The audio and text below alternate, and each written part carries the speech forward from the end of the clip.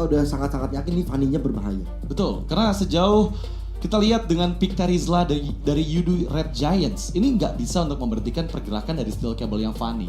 Itu bakal jadi PR nantinya untuk siapa yang bisa menangkap Fanny ketika terbang di udara. Dan Yudu Red Giants mengamankan Valentina untuk Stormy, memperaman dengan apapun nanti hero yang dipilih oleh Fnatic Onyx. Karena ingat, untuk di MSC 2024 ada Tigreal yang dihilangkan oleh Yudu Red Giant agar Kiboy nggak bisa memaksimalkannya. Bahaya ya Tigreal Kiboy itu dari kemarin tuh selalu bisa bikin momen.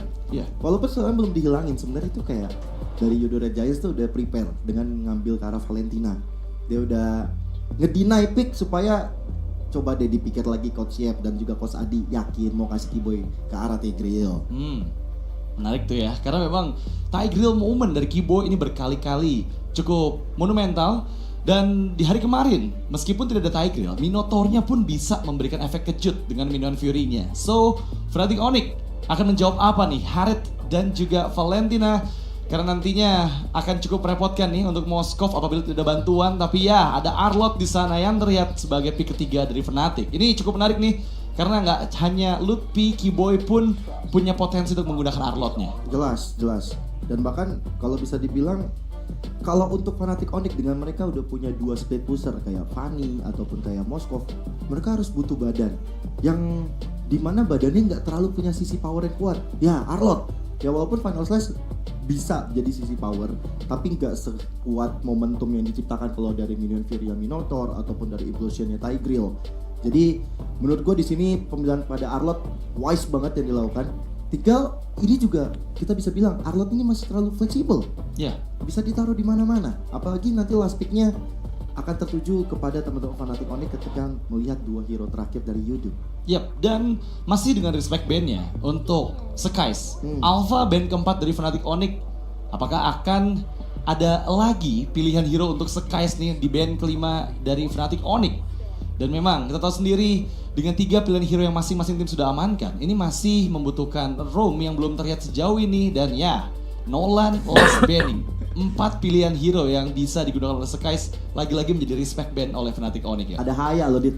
Hayabusa. Ada Haya kalau mereka mau coba adu-aduan main lane jauh ataupun sama-sama punya assassin, ada Hayabusa yang bisa menjadi pilihan untuk Skies itu sendiri. Ruby yang ternyata di ban langsung sama Yudu Red Giants. Mereka juga kayaknya mengantisipasi akan hadirnya assassin yang bisa masuk ke dalam tubuh Yudu Red Giants sendiri. Karena kalau Ruby pindah ke Fnatic Onyx malah makin enak mereka. Betul, karena memang kita belum melihat adanya pick untuk Skies. Dan dengan dihilangkan 2 potensial pick untuk roamer dari Kiboy, ini menunjukkan bahwa sepertinya assassin ya yang akan dikeluarkan oleh Yudu Red Giant. Hayabusa, Lancelot mungkin bisa dibawakan juga beralih menuju ke pick keempat dari Fnatic Onyx. Dengan mid lane yang masih kosong, apa kira-kira yang bisa diamankan oleh Suns? Mengingat dengan gak adanya Zuxin dan juga Zas, 2 hero yang cukup bersinar digunakan oleh Suns di hari pertama kemarin. Jadi apa nih? Ada surprise pick nggak yuk yang disiapkan oleh Suns? Wah, kalau ngomongin Suns ya, kalau ngomongin hero mungkin nanti muncul Assassin, Novaria masih oke. Masih ada Novaria, masih ada kalau mau main early mereka masih punya Lilia yang walaupun udah jarang banget untuk muncul. Nova sih sejauh ini, atau Xavier sekali kalau mereka mau ngamanin di era late game-nya. Tapi jatuh ke tangan Kiboy terlebih dahulu hero-nya Chow. Hero pick off. Ini dia nih, stopper selanjutnya yang muncul di tangan Fnatic Onyx. Yap, diantisipasi dengan nggak adanya Ruby serta Kuvra. Chow merupakan salah satu signature hero juga dari Kiboy yang bisa saja nanti untuk mengunci pergerakan dari assassin yang dibawakan apabila memang benar strategi dari Yudu menyimpan assassin di akhir-akhir pick mereka. Dan kali ini semakin sedikit lagi pilihan hero-nya karena dengan nggak ada 4 hero jungle untuk Skies. Apakah kembali menggunakan hero assassin dipaksakan juga? Mengingat dengan ada Chow bakal cukup repot nih untuk bisa escape, bahkan untuk bisa memulai inisiasi ke lini belakang dari Fnatic Onyx. Iya nih, tetapkah mau pakai assassin? Tapi ada Tigreal yang muncul untuk teman-teman dari Yudu Red Giants bersama dengan Hayabusa yang udah kita predik. Dengan mereka udah ban Ruby, ban Kuvra, ini udah obvious banget dari Yudu Red Giants bakal beradu mekanik assassin dengan assassin. Dan jawaban terakhirnya dari Fnatic Onyx sangat bijaksana sekali. Vexana, hero-hero maju seperti Tigreal, seperti Terizla dan juga Hayabusa terkena tangan panjang, terrified dari Vexananya Suns. Ini bakal ngerubah momen. Tangan panjang ya, Deadly Grabs yang jadi PR nantinya untuk hero-hero masuk dari Yudu Red Giant. Akankah bisa diantisipasi nih momentum-momentum yang bisa diciptakan oleh Tigreal ataupun oleh Hayabusa dari Skies. Dan dengan 10 pilihan hero sudah diamankan dari masing-masing tim, kita akan segera menjadi saksi untuk Battle of Champions dari Yudu Red Giant dengan Fnatic Onyx. Siapa yang bisa mendapatkan kemenangan di game yang pertama? Tentu saja harapan untuk Fnatic Onyx begitu tinggi di Indonesia untuk menjadi pemenang di game yang pertama, bahkan nanti di game kedua. Tapi dengan metode split push, metode permainan assassin, ini akan sangat-sangat menarik pertempuran antara Sekis berhadapan dengan Kairi. Dan ini dia game pertama match kedua kita, Yudu Red Giants berhadapan dengan Fnatic Onyx. So enjoy the game teman-teman semuanya. Battle of Regions dari Indonesia berhadapan dengan Malaysia. Sang tuan rumah, mampukah Yudu Red Giant mempertahankan 122 hari win streaknya atau Fnatic Onyx yang bisa membalaskan dendam mereka? Terlihat memang pergerakan dari Kairi sudah mulai diganggu oleh Yums. Dan yang seperti kita tahu, Yums ini adalah salah satu player dimana ketika dia ditodak pun, Todak menjadi tim yang sangat menyeramkan buat Fnatic Onyx karena belum ada kemenangan nih untuk Fnatic Onyx ketika berhadapan dengan Yums pada saat ditodak. Oh ya, itu waktu MSC, ya M4 juga kayak gitu. Tapi Yams memang masih bawa trennya sampai ke Yudu Red Giants juga. Tapi dari segi emblem ya, Dit. Ya, kalau kita bahas sedikit dengan Lethal Ignition untuk Kairi lebih memaksimalkan dengan burst damage yang bisa dihasilkan, berbeda dengan Warcry emblem yang cukup populer sekarang untuk Hayabusa, meningkatkan lagi damage yang dia bisa hasilkan ketika kombinasi skillnya connect ke arah hero lawan, tapi di bagian atas yuk. Wih, Kairi masih level 3, langsung terkena Shadow Kill tapi terbagi damage-nya. Terima kasih banyak, Sans sudah menyelamatkan Kairi. Ya, itu sebenarnya agak sedikit pindah target ya dengan Shadow Kill-nya. Meskipun untuk kali ini terlihat Keyboy belum memberikan efek pressure untuk jungler dari Yudu Red Giant. Di sisi lain, Stormy masih cukup aman bermain di area mid lane dengan Suns yang sudah harus waspada karena pergerakan dari Yums dengan flickernya bisa saja mengejutkan kapanpun. Tapi masalahnya, Dit, adalah Kairi tadi ketinggalan level, menandakan bahwa Skies ini permainan untuk farmingnya bagus banget. Sementara di area top lane, Kairi mencoba untuk mengganggu Karakram dan juga Stormy. Sayangnya dari sosok Kairi masih belum bisa mendapatkan point kill. First blood masih belum tercipta sampai menit kedua. Iya, dan memang ya, kalau kita lihat ngebahas dari Yums ini membuat Kairi ketinggalan beberapa experience di bawah dari Skies. Tapi nggak jadi masalah karena di bagian orange buff, Skies cukup diganggu oleh Keyboy, Retribution terpaksa dikeluarkan dan sepertinya sayang sekali Keyboy. Tapi setidaknya ada satu Retribution yang udah ke-trigger sehingga membuat dari Fnatic Onyx nantinya mungkin bisa untuk melakukan kontes di area turtle. Walaupun ya ini kita ngomongin sama-sama assassin ya. Jadi benar-benar butuh setup yang bagus untuk bisa melakukan objektif netral. Karena jarang atau mungkin bahkan kayaknya susah untuk assassin yang setup duluan di depan untuk ngambil ke arah turtle. Betul, dengan menggunakan dua assassin dari masing-masing tim.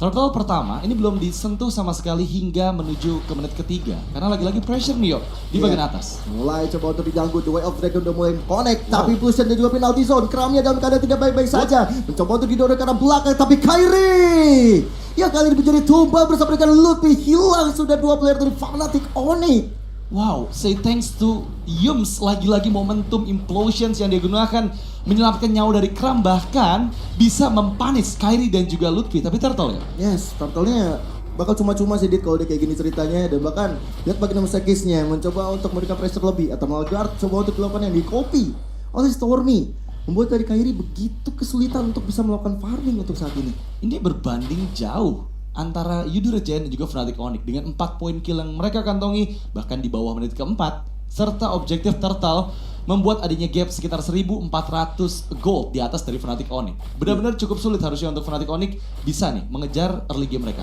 Ini mereka benar-benar tahu banget sih pressure-nya harus ke Kairi. Berapa kali kita ngeliat Kairi di press habis-habisan, dan maka sekarang untuk purple buff-nya aja udah ada Yums yang nemenin. Innocent, Stormy dan juga Sekis sudah siap siaga. Bahkan The Way of Dragon menuju ke arah Yums ya. Dan Yums kali ini tumbang di area purple buff. Dan lihat bagaimana Sekis masih bisa mundur dengan adanya Quad Shadow dan purple buff.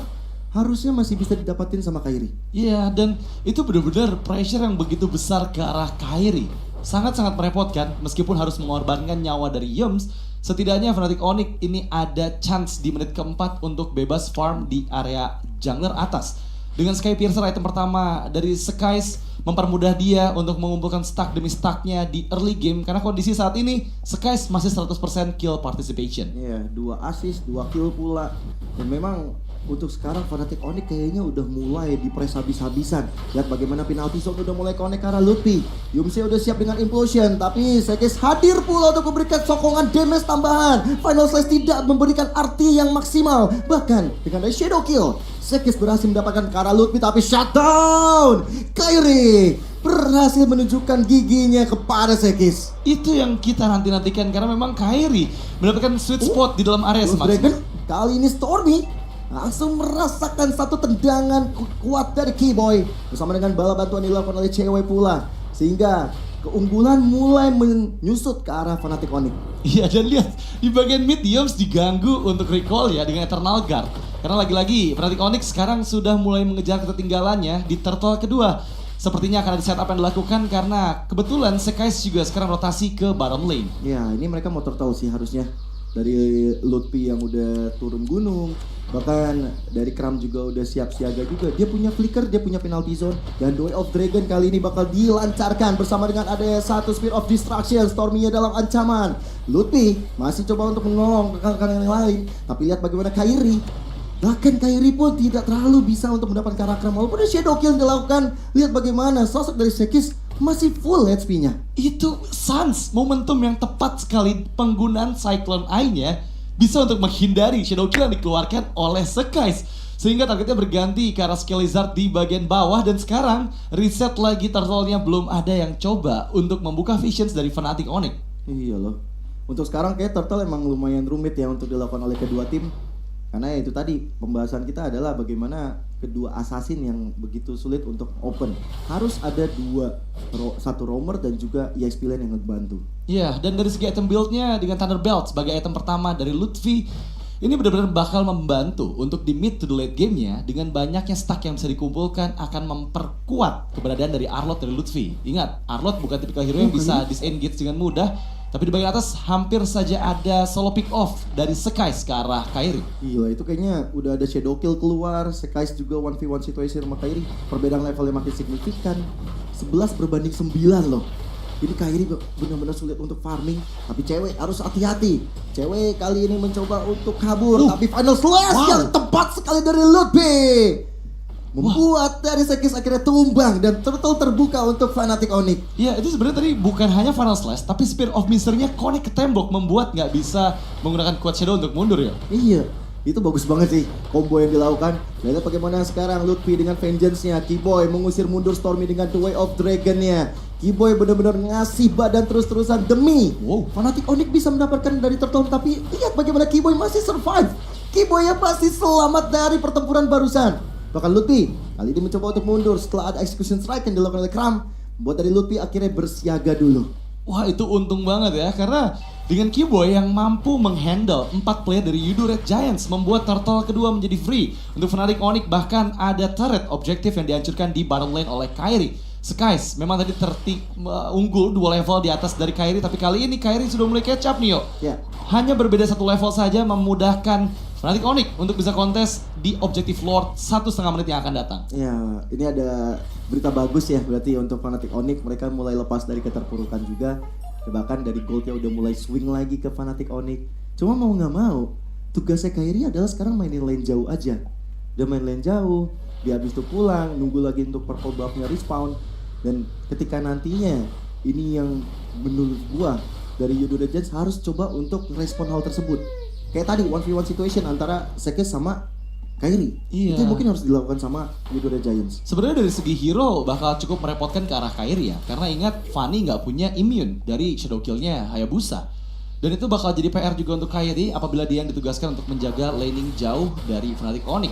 Dan sekarang masih menurunkan tempo permainan, belum ada pergerakan yang cukup agresif terlihat meskipun di bagian mid lane. Ini ada 2 ambush yang dipersiapkan oleh masing-masing tim. Iya, lihat ya pergerakannya dari Keyboy itu bahaya banget nih. Enak banget posisinya, dia tinggal cari informasi dan Kram yang mungkin akan menjadi target operasi. Bahkan flicker udah digunakan, tapi Sekais lihat bagaimana Sekaisnya masuk dengan sembarangan, terkena impact terrified dan juga dengan ada Vengeance selesai sudah Sekis. Wow, say thanks to Lutfi, momentum yang tepat. Dengan adanya kombinasi Deadly Grabs dan juga The Way of Dragon membuat Sekais Final Slash. Nice banget, Final Slash dapat ke arah 3 player. Jangan pos coba untuk dibuka, tapi lihat bagaimana Keyboy mencoba untuk mencari lagi posisi yang lebih tepat. Tiba-tiba Kairi dengan Steel Cable yang coba untuk hadir. Tidak, Fnatic Onyx bakal lebih fokus untuk mendapatkan ke arah Lord. 3 detik menuju Sekais hadir kembali, tapi sepertinya fokus mendapatkan objektif Lord yang pertama dengan gak ada gangguan dari sang jungler Yudhira Giant mempermudah Fnatic Onyx. Yes, dan dengan Retribution Kairi mendapatkan Lord yang pertama. Angin segar mulai berhembus ke dalam tubuh teman-teman dari Fnatic Onyx. Mereka bakal coba untuk membombardir setiap bangunan-bangunan yang ada. Outer turret tim di arah mid yang bakal jadi target operasi setelah ini harusnya. Akhirnya ada angin segar untuk Fnatic Onyx ya, karena mungkin di 6 menit awal Yudhira Giants ini benar-benar bisa memegang kendali atas permainan. Tapi Fnatic Onyx di menit ke-10 sudah mulai membalikan keadaannya, apalagi dengan objektif Lord bergerak ke arah atas. Sepertinya mereka bisa memaksimalkan di bagian mid karena Keyboy sudah mulai masuk ke dalam belakang. Walau Keyboy dengan The Way of Dragon. Lihat bagaimana Kramnya tersiksa. Jiwa dan raganya Kramnya gak selamat. Bahkan Yums kali ini dalam kondisi yang juga dalam keadaan sekarat. Lihat bagaimana Yums akhirnya bisa di take down di tangan cewek. Double kill. Berhasil dia kantoi dan Kairi. 1v1 situation dengan Sekis yang menghilang. Dengan Lord yang masih berjalan. Momentum bagus untuk Fnatic Onyx. Benar-benar monumental team fight yang diinisiasikan dari Keyboy. Dan kali ini dengan kehilangan 3 membernya, mampukah Yudhira Giants bisa tetap mempertahankan best turret top lane mereka yo? Tentu saja harapan kita tidak bisa ya, karena ini adalah masalah Indo Pride. Bagaimana Innocent tercicil habis-habisan, terpaksa Jamal Force dibuka. Cutthroat hampir saja membuat dari Innocent tumbang. Tapi untuk sekarang, keunggulan dari Fnatic Onyx dengan Lord yang pertama, mereka bisa ngamanin 2 best turret sekaligus, Dit. Wah, ini sang juara MSC 2024 diluluhlantahkan di game pertama dengan 11 menit. Langsung 2 best turret mereka hancurkan. Meskipun Lord belum enhance, gak jadi masalah.